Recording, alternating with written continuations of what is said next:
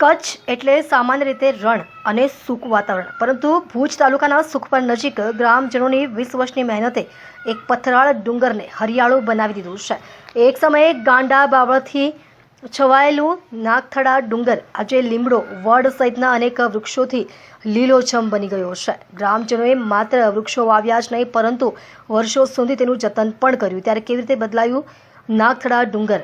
ભુજ તાલુકાના સુખપર નજીક આવેલું નાગથડા ડુંગર એક સમયે અહીં હરિયાળીનું નામોનિશાન હતું. પથરાળ જમીન અને ગાંડા બાવળથી છવાયેલું આ ડુંગર ઉજ્જડ નજર આવતું હતું, પરંતુ લગભગ 20 વર્ષ પહેલા ગ્રામજનોએ ડુંગરને હરિયાળું બનાવવાનો સંકલ્પ લીધો. ત્યારથી દર વર્ષે 500 થી 700 જેટલા વૃક્ષોનું વાવેતર શરૂ કરવામાં આવ્યું.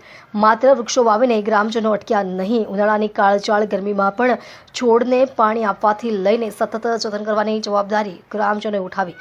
વર્ષોની મહેનત અને સંકલ્પનું પરિણામ આજે નાગથડા ડુંગર પર સ્પષ્ટ જોવા મળે છે. લીમડો, વડ સહિતના વિવિધ વૃક્ષો ઉછરીને સમગ્ર વિસ્તારને લીલોતરીથી ઢાંકી રહ્યા છે. કચ્છ જેવા સૂકા વિસ્તારમાં ગ્રામજનોની આ 20 વર્ષની મહેનત પર્યાવરણ સંરક્ષણનું ઉત્તમ ઉદાહરણ બની છે. નાગથડા ડુંગરની આ હરિયાળી માત્ર વૃક્ષોનું વાવેતર નથી, પરંતુ ગ્રામજનોની એકતા, સંકલ્પ અને કુદરત પ્રત્યેની જવાબદારીની જીવંત કહાની છે. અહીંયા જોઈએ તો આ નાગથાણો પવિત્ર સ્થળ કહેવાય અને લોકો વાર પ્રસંગને અહીંયા આવતા. મંદિર હતું. અહીંયા ડુંગરને આપણે જોઈએ તો આખો ડુંગર એ ગાંડા બાવળથી ઘેરાયેલો હતો. અહીંયા જ્યાં જોઈએ ત્યાં ગાંડો બાવળ હતો. પછી ગામના કેટલાક યુવાનોને વિચાર આવ્યો કે આ ડુંગર ઉપર આપણે કંઈક કરીએ. તો સ્વામિનારાયણ મંદિર ભુજના સંતો, માતૃશક્તિ બહેનો પણ એમણે થોડુંક સૂચન હતું કે અહીંયા વૃક્ષારોપણ કરો. તો એના માધ્યમથી આ ડુંગર ઉપર અમે છેલ્લા 20 વર્ષથી સ્ટેપ બાય સ્ટેપ વૃક્ષો વાવતા આવીએ છીએ. અને આજે આ ડુંગર ઉપર જે લોકો આવે છે અને જોવે છે એ એમ કહે છે કે ખરેખર આ જે વૃક્ષો વાવ્યો છે એને ધન્ય છે. તો લોકો આવીને અમારી જે કાંઈ આ જે મહેનત છે એની જે કદર કરે છે, તો એ અમને પણ ખૂબ એવું લાગે છે કે ના, મહેનત અમારી સાર્થક ગઈ છે. કઈ રીતે વૃક્ષોની માવજત ને કેવા પ્રકારના વૃક્ષો વાવ્યા છે? અહીંયા આપણે જોઈએ તો આ કચ્છનો વિસ્તાર છે, એટલે કચ્છમાં પાણી પણ થોડાક આપણે ખારા છે.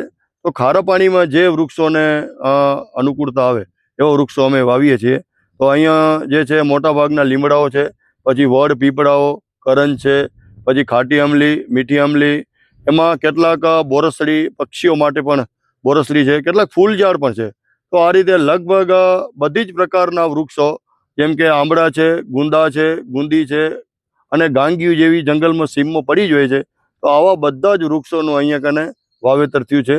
લગભગ આ 20 વર્ષ દરમિયાન 3000થી ઉપર અહીંયા વૃક્ષો અમે વાવ્યા છીએ અને હજી પણ આનાથી વધારે વૃક્ષો વાવવાનું અમારું કામ અવિરત ચાલુ જ રહેશે.